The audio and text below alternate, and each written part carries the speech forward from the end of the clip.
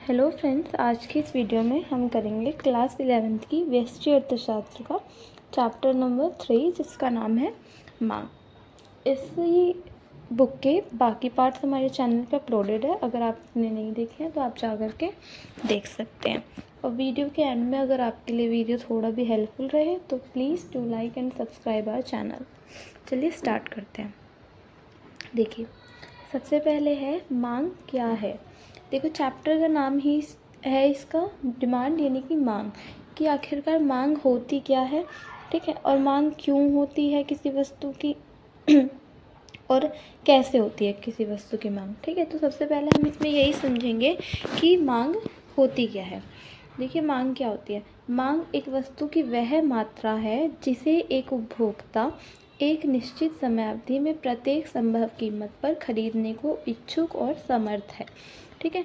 कि मांग किसी वस्तु की क्या होती है। मांग किसी वस्तु की वो मात्रा होती है जिसे कोई उपभोक्ता यानी कि कोई भी जो कंज्यूमर होगा उसे चाहे उसका प्राइस कुछ भी हो, ठीक है, मगर उसको क्या करेगा, वो खरीदना ही चाहेगा, ठीक है। वो उसको खरीदने का इच्छुक भी होगा। अब देखिए, सिर्फ इच्छा होने से तो कुछ नहीं होता कि हमें इच्छा है। अगर मान लो मैं बोलूँ कि मेरे को कार खरीदने की इच्छा है, ठीक है, तो सिर्फ इच्छा होने से नहीं होता, मैं कार खरीदने के लिए समर्थ भी होनी चाहिए हूँ। मतलब मेरे पास इतना पैसा होना चाहिए कि मैं क्या करूँ, उस कार को खरीद पाऊँ, यानी कि मेरी इच्छा भी होनी चाहिए और साथ में मैं उतनी सक्षम, उतनी समर्थ भी होनी चाहिए ताकि मैं उस कार को खरीद पाऊँ, ठीक है। तो वो किसी वस्तु की मांग कहलाती है जब हम कोई भी वस्तु को खरीद पाते हैं, ठीक है, जब उसकी मांग भी, तब उसकी इच्छा भी हो हमें खरीदने की और हम उतने समर्थ भी हों कि हम उसको खरीद पाए, वो किसी वस्तु की क्या कहलाती है, मांग कहलाती है, ठीक है। अब मांग 4 तत्वों को मिलाकर बनती है, कि 4 ऐसी चीज़ें हैं जिनको मिलाएंगे तो हमारी क्या बनती है, मांग बनती है। पहला आता है वस्तु की मात्रा, कि अगर वस्तु की जो मात्रा होगी सबसे पहले वो डिसाइड करती है। सेकंड होता है खरीदने की तत्परता, कि हम कितने तत्पर हैं उसे खरीदने के लिए, हम चाहते भी हैं उसको खरीदना या नहीं खरीदना चाहते हैं। तीसरी चीज़ जो अफेक्ट करती है वो आती है वस्तु की कीमत, कि वस्तु का क्या प्राइस चल रहा है हमारा। और नेक्स्ट है हमारा समयावधि, कि समयावधि कैसे मांग को इफेक्ट करती है। कि मान लीजिए हमें कोई वस्तु खरीदना, मान लीजिए मुझे गर्मियों के कपड़े खरीदने, ठीक है, तो मैं उसको सर्दी में नहीं खरीद सकती, ठीक है। तो कोई वस्तु ऐसी होती है कि जिसका एक सीज़न होता है या फिर एक टाइम होता है कि हमें उसी समय में वो वस्तु चाहिए। तो समय अवधि भी क्या करती है, मांग को इफेक्ट करती है।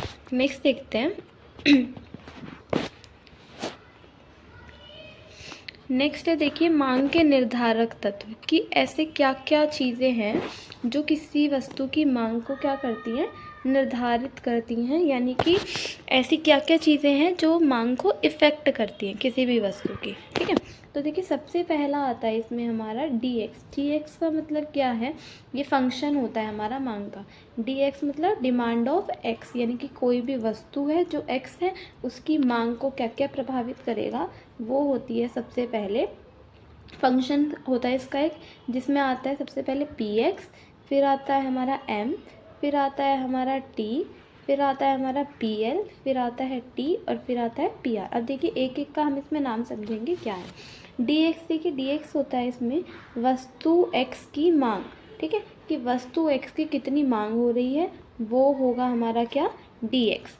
नेक्स्ट आता है, देखिए हमारा इसमें PX। PX क्या होता है, कि वस्तु X की कितनी कीमत है, ठीक है, बाज़ार में उसकी कितनी कीमत चल रही है, वो क्या करेगी, मांग को निर्धारित करेगी या मांग को इफ़ेक्ट करेगी। दूसरा आता है आय। आय किसकी, उपभोक्ता की आय। जैसे मान लीजिए मैं आज 10,000 रुपये कमा रही हूँ महीने का, ठीक है, तो आज मैं वो सब सामान खरीद पा रही हूँ जितना मुझे चाहिए, ठीक है, और जिस क्वांटिटी में मुझे चाहिए। और अगर मान लीजिए कल को मेरी आय 10,000 से घट जाती है, वो हो जाती है 5,000, ठीक है, तो क्या होगा, पहले मैं जितनी मांग कर रही थी वस्तुओं की तो वो क्या हो जाएगी, धीरे धीरे कम हो जाएगी, ठीक है। और वहीं पे अगर मेरी आय बढ़ जाती है, 15,000 हो जाती है, तो धीरे धीरे क्या होगी, मेरी जो और वस्तुओं के लिए मांग होगी वो क्या हो जाएगी, बढ़ जाएगी। नेक्स्ट आता है हमारा टी। टी इस ये जो कैपिटल टी है ये शो करता है रुचि को। अब जैसे मान लीजिए कोई वस्तु ऐसी है जिसमें मेरा इंटरेस्ट ही नहीं है ज़्यादा, ठीक है, तो क्या होगा कि मैं अगर उसका मान लीजिए प्राइस बढ़ गया या फिर कुछ और हुआ तो उस रीज़न की वजह से क्या होगा, मैं उसको छोड़ दूँगी उस टाइम के लिए, ठीक है। मगर जब मेरी किसी वस्तु में रुचि बहुत ज़्यादा होगी, यानी मैं उसमें बहुत ज़्यादा इंटरेस्ट ले रही होंगी, तो क्या होगा, उस वस्तु को ख़रीदने के लिए भले ही उसका प्राइस कुछ भी हो, मैं उस वस्तु को खरीदूंगी। तो वो क्या होता है हमारा रुचि। तो रुचि भी इफेक्ट करती है। नेक्स्ट आता है पॉपुलेशन। पॉपुलेशन क्या, जैसे जनसंख्या। जनसंख्या क्या करेगी, जनसंख्या अगर बढ़ रही है, ठीक है, तो क्या होगा, धीरे धीरे धीरे धीरे मांग भी वस्तुओं की बढ़ेगी। नेक्स्ट आता है टी। टी मतलब टाइम, ठीक है। टाइम कैसे देखिए करता है इफ़ेक्ट मांग को। टाइम जैसे मान लीजिए मैंने अभी आपको पीछे ही एग्जांपल दिया कि सर्दी के कपड़े जो हैं वो हम गर्मी में ख़रीद करके यूज़ नहीं कर सकते, और ऐसे गर्मी के कपड़े हम सर्दी में ख़रीद करके यूज़ नहीं कर सकते, तो वो होते हैं क्या, टाइम। पीआर मतलब होता है संबंधित वस्तुओं की कीमत। संबंधित वस्तुएं देखिए अब हम आगे समझेंगे, 2 तरीके के गुड्स होते हैं इसके अंदर कि संबंधित वस्तुएं क्या है, आगे देखते हैं। देखिए नेक्स्ट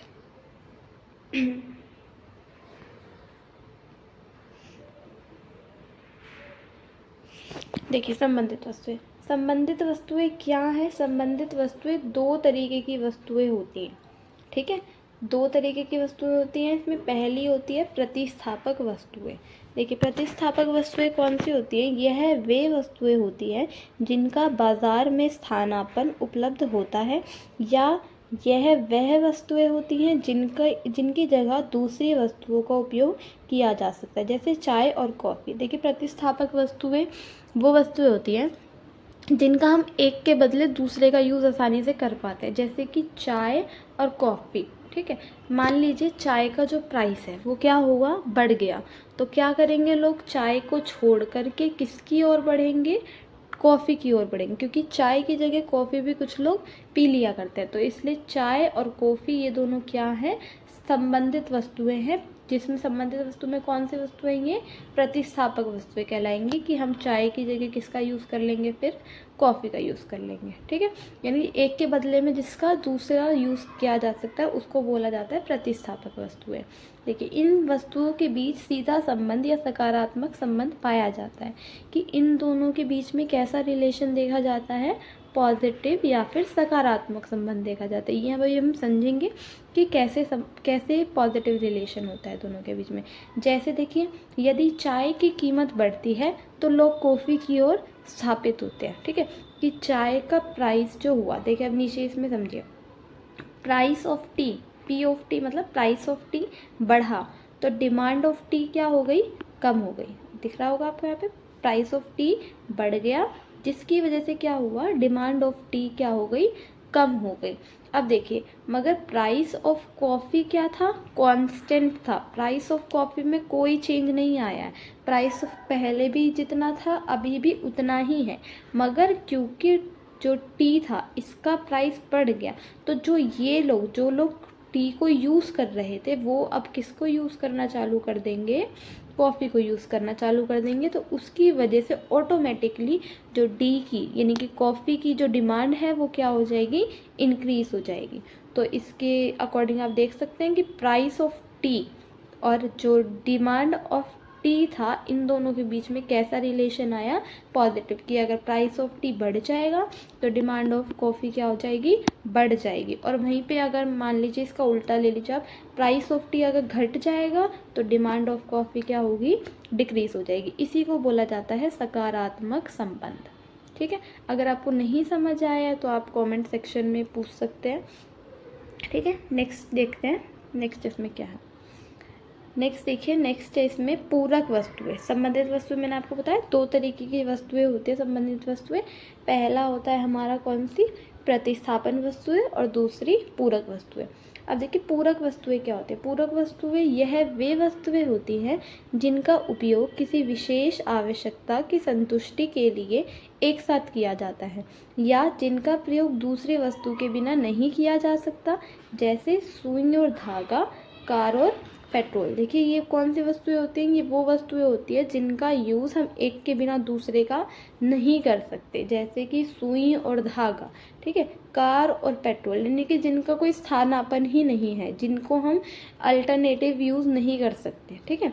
जैसे कि देखिए इनके बीच उल्टा संबंध या ऋणात्मक संबंध होता है कि इन दोनों के बीच में कैसा रिलेशन है, नेगेटिव रिलेशन है, ऋणात्मक संबंध पाया जाता है। समस्या देखिए कैसे, देखो प्राइस ऑफ पेट्रोल क्या हुआ है, बढ़ गया है मान लीजिए, ठीक है, तो उस वजह से क्या होगा, डिमांड ऑफ पेट्रोल कम हो जाएगी, है ना, क्योंकि प्राइस क्या हुआ है पेट्रोल का, बढ़ गया है। तो जो लोग पहले मान लीजिए ज़्यादा यूज़ कर रहे थे तो वो ऑटोमेटिकली क्या कर देंगे, क्योंकि प्राइस बढ़ गया इस वजह से उसकी जो डिमांड है उसको कम कर देंगे, ठीक है। अब देखिए price of car is constant, कि प्राइस क्या है कार का, कांस्टेंट है, स्थिर है, इसमें कोई चेंज नहीं आया है। लेकिन क्योंकि पेट्रोल का प्राइस क्या हुआ था, बढ़ गया था, ठीक है, तो जो लोग कार खरीदने वाले होंगे, ठीक है, क्योंकि क्या हुआ होगा कि प्राइस बढ़ा तो उस वजह से उन्होंने क्या कर दिया, उसकी डिमांड को कम कर दिया, यानी कि उन्होंने सोचा होगा कि जब थोड़ा सा प्राइस थोड़ा सा घट जाएगा तब हम क्या करेंगे, इसको खरीदेंगे, ठीक है। तो इन दोनों के बीच में देखिए कैसा रिलेशन आया, नेगेटिव। देखिए प्राइस ऑफ पेट्रोल बढ़ा तो जिसकी वजह से डिमांड ऑफ कार घट गई, इसी को बोला जाता है ऋणात्मक संबंध, ठीक है।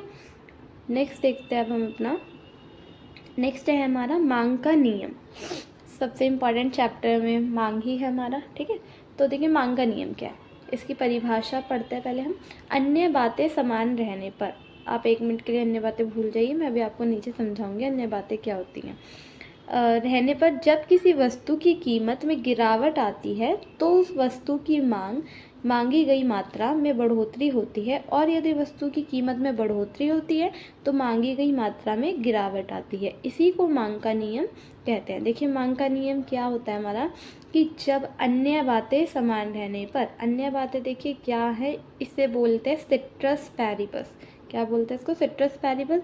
इसमें आता है हमारा एम मतलब हमारी आय, PL मतलब पॉपुलेशन, T4 मतलब होता है हमारा टेस्ट, एंड स्मॉल t मतलब होता है टाइम, एंड PR मतलब होता है प्राइस ऑफ रिलेटेड गुड्स, यानी कि संबंधित वस्तुओं की कीमतें, ठीक है।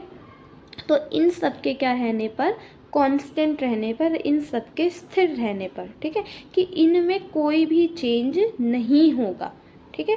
या ना तो क्या होगा, हमारी आय बढ़ेगी ना घटेगी, ना हमारी जो जनसंख्या है वो बढ़ेगी घटेगी, ना हमारा जो टेस्ट है या फिर जो हमारा प्रेफरेंस है वो भी चेंज नहीं होगा, हमारी कोई रुचि में भी चेंज नहीं होगा, ठीक है। ना ही क्या होगा, टाइम का कोई इफेक्ट पड़ेगा, और ना ही क्या होगा, संबंधित वस्तुओं की कीमतों में कोई चेंज होगा, ठीक है। इन सब में कोई चेंज नहीं होगा, ये सब जैसे पहले थे सेम वैसा ही है, सिर्फ किस में चेंज होगा, वस्तु के प्राइस में चेंज होगा, ठीक है। तो उसमें अगर चेंज होता है तो अगर क्या होता है कि किसी वस्तु की कीमत गिर जाती है तो उसकी वजह से क्या होता है, उसकी मांगी गई मात्रा में बढ़ोतरी होती है। याद रखिएगा आप कि जब हम वस्तु की कीमत की बात करेंगे तो वहाँ पर हमें मांग शब्द का प्रयोग नहीं करना है, वहाँ हम मांगी गई मात्रा शब्द का प्रयोग करेंगे।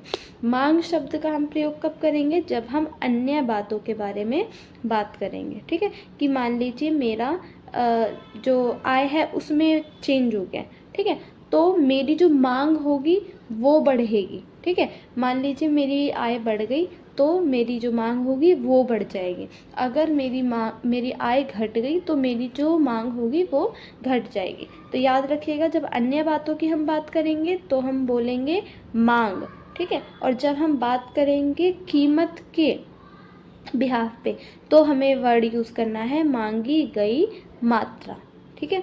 तो देखिए जब कीमत गिरेगी तो मांगी गई मात्रा जो होगी वो क्या हो जाएगी, बढ़ जाएगी, ठीक है। जैसे मान लीजिए आज एक पेन है वो 10 रुपये का मिल रहा है, ठीक है, और वो कल पेन 5 रुपये का हो गया, कंपनी ने उसका प्राइस कम कर दिया, तो ऑटोमेटिकली उसकी मांग क्या होगी, बढ़ जाएगी, क्योंकि लोग जो उसको पहले कम खरीद पा रहे थे वो उसको ज़्यादा खरीदने में सक्षम हो जाएंगे उतने ही पैसों में, ठीक है। तो इसी वजह से क्या होगी, मांग बढ़ जाएगी। और इसी की जगह अगर मान लीजिए कीमत बढ़ गई तो क्या होगा, डिमांड जो होगी वो हमारी घट जाएगी किसी भी वस्तु की, ठीक है। इसी को बोला जाता है मांग का नियम। देखिए, अब मांग का नियम वस्तु और कीमत और मांगी गई मात्रा के बीच ऋणात्मक संबंध को दर्शाता है। कि क्या होता है इसमें हमारा, कि जो मांग होती है, ठीक है, और जो मांगी गई मात्रा होती है, इन दोनों के बीच कैसा रिलेशन होता है, नेगेटिव रिलेशन होता है। कैसे नेगेटिव रिलेशन होता है, अब देखिए मैंने आपको बताया कि अगर हमारा प्राइस जो है वो बढ़ेगा तो डिमांड क्या होगी, घट जाएगी, और वहीं पे अगर हमारा प्राइस घटेगा तो डिमांड क्या होगी, बढ़ जाएगी। ठीक है, तो इसी वजह से इन दोनों के बीच में देखिए प्राइस बढ़ रहा है तो डिमांड घट रही है, और अगर प्राइस घट रहा है तो डिमांड बढ़ रही है। तो इसी वजह से इनके बीच बोला जाता है नेगेटिव रिलेशन। ठीक है, आई होप आपको इतना समझ आया होगा। नेक्स्ट देखते हैं अब हम। नेक्स्ट देखिए, मांग के नियम की कुछ मान्यताएं होती हैं, जैसे कि प्रतिस्थापक वस्तुओं की कीमत में कोई परिवर्तन नहीं होना चाहिए। मैंने आपको पहले ही बताया कि जो सिट्रस वेरिएबल्स है, अन्य बातें हैं, वो समान रहेंगी। तो वही इसकी मान्यताएं होती है कि प्रतिस्थापक वस्तुओं की कीमतों में कोई भी चेंज नहीं होना चाहिए। प्रतिस्थापक वस्तुएं मैं आपको पीछे ही पढ़ा चुकी हूँ कौन सी वस्तुएं होती हैं, जो हमारी संबंधित वस्तुएं होती हैं। ठीक है, पूरक वस्तुओं की कीमतें भी स्थिर रहनी चाहिए, उनमें भी कोई चेंज नहीं होना चाहिए। आय में कोई परिवर्तन नहीं होना चाहिए। आय किसकी बात कर रहे हैं हम, उपभोक्ता आय की। हम सिर्फ अपनी आय की बात कर रहे हैं, हमें किसी और की आय से मतलब नहीं है। हमें अपनी आय से देखनी है कि हमारी आय में कोई भी चेंज नहीं होना चाहिए, तभी क्या होगा, हमारी जो मांगी गई मात्रा है उस पर इफेक्ट देखा जाएगा, सिर्फ प्राइस के बिहाफ पे। अभिरुचि और प्राथमिकताओं में कोई परिवर्तन नहीं होना चाहिए, यानी कि हमारा ना तो टेस्ट चेंज होना चाहिए और ना ही हमारा प्रेफरेंस चेंज होना चाहिए। प्राथमिकता देखिए क्या होती है कि हमें किसी चीज़ की पहले कितनी ज़रूरत है। ठीक है, मान लीजिए आपको एक कोई वस्तु खरीदनी है, मान लीजिए आपको कपड़े खरीदने हैं, ठीक है, और वहीं पे आपको बच्चों की स्कूल की फ़ीस पे करनी है, तो आप पहले कौन सी चीज़ करना चाहेंगे, आप पहले बच्चों के स्कूल की फ़ीस भरना चाहेंगे। क्यों, क्योंकि आपकी प्राथमिकता पहले क्या है, बच्चों को अच्छी शिक्षा देना। ठीक है, तो वो क्या होती है, हमारी प्राथमिकता होती है कि हम किस चीज़ को पहले कितना प्रेफरेंस दे रहे हैं, कौन सी चीज़ हमारे लिए पहले कितनी ज़्यादा ज़रूरी है। ठीक है, नेक्स्ट देखते हैं। नेक्स्ट इसमें क्या है हमारा, अब देखिए इसका एक ग्राफ है, ग्राफ को समझिए इसका कि ग्राफ पे कैसे करेंगे इसको। कीमत और मांगी गई मात्रा में संबंध, आपको पहले बताया कि जब बात होगी कीमत की तो वहाँ हम शब्द यूज़ करेंगे मांगी गई मात्रा। ठीक है, वहाँ पे मांग का यूज़ नहीं होगा। तो देखिए इन दोनों के बीच में रिलेशन को भी हमने समझा कि रिलेशन नेगेटिव होता है, ऋणात्मक होता है, मगर इसको ग्राफ के थ्रू समझेंगे कि कैसे ऋणात्मक होता है। देखिए अगर प्राइस 10 है, ठीक है, तो क्या हुआ, डिमांड 800 थी, प्राइस बढ़ गया धीरे से 20 हो गया, तो अब क्या हुआ, मांग थोड़ी सी कम हो गई, 700 आ गई। अब प्राइस आ गया 30 पे, तो मांग थोड़ी और घट गई, अब मांग हो गई 600। और अब प्राइस अगर 40 हो गया तो मांग क्या हो गई, 500 पे आ गई, क्वांटिटी घट गई, क्वांटिटी डिमांडेड जो थी वो हमारी घट गई। तो जैसे जैसे आपको दिख रहा है कि प्राइस जैसे जैसे बढ़ रहा है वैसे वैसे जो क्वांटिटी डिमांडेड है वो क्या हो रही है, घट रही है। तो यही दिखा रहा है हमारा क्या, नेगेटिव रिलेशन। ठीक है, अब देखिए इसको ग्राफ पे देखते हैं। यहाँ पे आप देखिए नीचे की तरफ हमारा क्या है, क्वांटिटी है। ठीक है, ऊपर की तरफ हमारा यहाँ पे क्या है, प्राइस है। ठीक है, यहाँ पे आप देख पा रहे हैं कि यहाँ पे नंबर्स लिखे हुए हैं 0 से लेके 1000 तक के, और एक्स एक्सिस पे ये वाली जो लाइन होती है इसको एक्स बोलते हैं, और ये वाली होती है इसको बोलते हैं वाई वाली, वाई अक्ष। ठीक है, यहाँ पे 0 से लेके 100 तक लिखे हुए हैं जहाँ पे प्राइस है। ठीक है, और यहाँ पे कितने नंबर लिखे हुए हैं, 0 से लेके 1000 तक नंबर आएंगे।